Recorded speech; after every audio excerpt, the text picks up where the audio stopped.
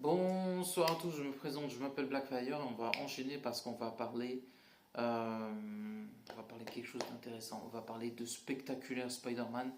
Il y a une énorme rumeur que j'ai entendue et c'est pas impossible. C'est pas une rumeur impossible.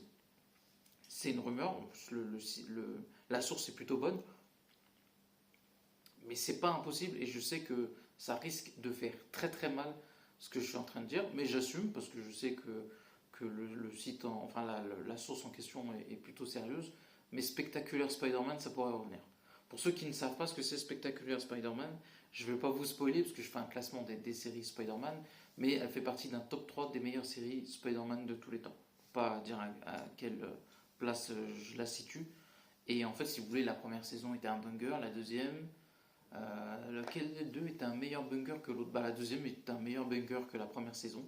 Et donc, du coup, les fans étaient assez frustrés parce qu'en fait, je n'ai pas compris ce qui s'est passé.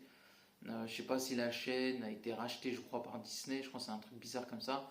Donc, du coup, Sony ne voulait pas passer Spectaculaire Spider-Man parce qu'ils ont dit bah non, c'est à nous, on vous le donne pas. Donc, Disney aurait pu l'avoir en rachetant la série, ce qui n'a pas été fait.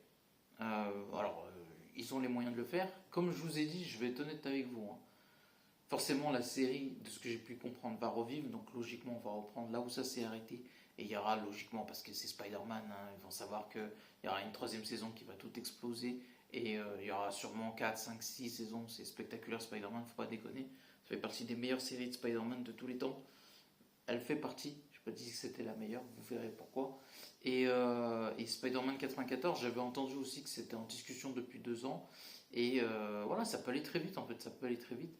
Comme je vous ai dit, moi, je ne fais pas de promo pour Disney. C'est-à-dire que même si ça se fait, je vous l'annoncerai, hein, parce que c'est quand même un événement, et c'est Spider-Man, donc je trouverai le moyen de faire plus ou moins peut-être la promotion de la série sans faire de promotion Disney. Je peux le faire parce que faut pas oublier que Spectacular Spider-Man, ça appartient, enfin Spider-Man, ça appartient à Sony et pas à Disney. Donc je peux me permettre ce genre de choses. Et puis en fait, il faut savoir aussi que Marvel a des projets, pas forcément qu'avec Disney, avec d'autres. Et donc du coup, là, ça devient différent. Donc c'est pour ça que je fais plus, par exemple, la promotion de jeux en ce moment, de jeux Marvel, par exemple, qui en plus des projets intéressants que les films du MCU et tout ça. Parce que voilà, Disney, c'est à boycotter. Comme je vous ai dit, Disney, c'est lié à l'affaire qui a choqué le monde. Et moi, j'ai pas oublié, les gens oublient vite. Moi, j'oublie pas. J'oublie pas quand on kidnappe des enfants et on leur fait des horreurs. Surtout quand tu sais que Disney a financé ça à 54 millions. Qu'il y a des personnes qui ont été témoins, qui ont accusé Disney et qui les ont vus. Donc voilà, pour moi, le débat il est fini. Et du coup, moi, je ne fais plus jamais de promotion pour Disney. Je vais essayer, hein, au moins moi j'essaye, d'autres essayent pas. Mais voilà, moi j'essaie d'avoir une moralité et aussi on fait passer des messages aux gens et aux jeunes. Et ça, c'est important de le faire savoir, ça. Parce que je vous ai dit, Disney, c'est voilà, c'est à oublier. Et même si d'un côté j'ai une forme de réjouissance à me dire qu'il y aura une suite à Spectaculaire Spider-Man, parce que en tant que fan, bien sûr que je suis content, mais je reste quand même un goût amer en me disant c'est Disney qui récupère. En plus, c'est stupide quand tu sais que Sony ils auraient pu le reprendre. Et bon, dans tous les cas, voilà, ça aurait été sous Disney ou Amazon, donc c'est pas fou. Mais voilà, je pense que Spider-Man, il y a forcément des choses auxquelles je peux faire de la promo qui n'est pas liée à Disney.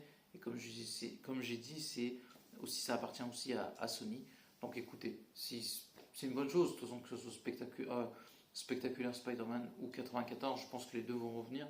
Parce que le comics avait cartonné, je pense que c'est en discussion.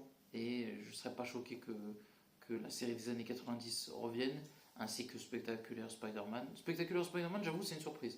Autant l'autre, ça me choque moins, je ne peux pas vous dire pourquoi. Ça me semblait assez logique que ça revienne par rapport à X-Men. Autant Spectaculaire Spider-Man, c'est bizarre. Ça semblait tellement. Enfin, c'est possible, hein, c'est juste que Disney, ils n'avaient pas envie. Mais du coup, c'est une énorme surprise ce revirement. Je pense qu'ils ont vu l'engouement qu'il y a autour de l'homme araignée pour Spider-Man Brand New Day. Et vu que leur série, je le dis cru, hein, on en parlera, hein, mais c'est nul. Franchement, hein, Friendly Neighborhood, là, je sais pas quoi. Le générique est super, hein, le générique est génial. Il y a un style d'animation assez intéressant. Mais ce truc wokisme, d'ailleurs, on va en parler par longtemps du wokisme, c'est éclaté par terre. Éclaté par terre. Donc voilà, donc n'oubliez pas de commenter, liker la vidéo et à la prochaine. Ciao.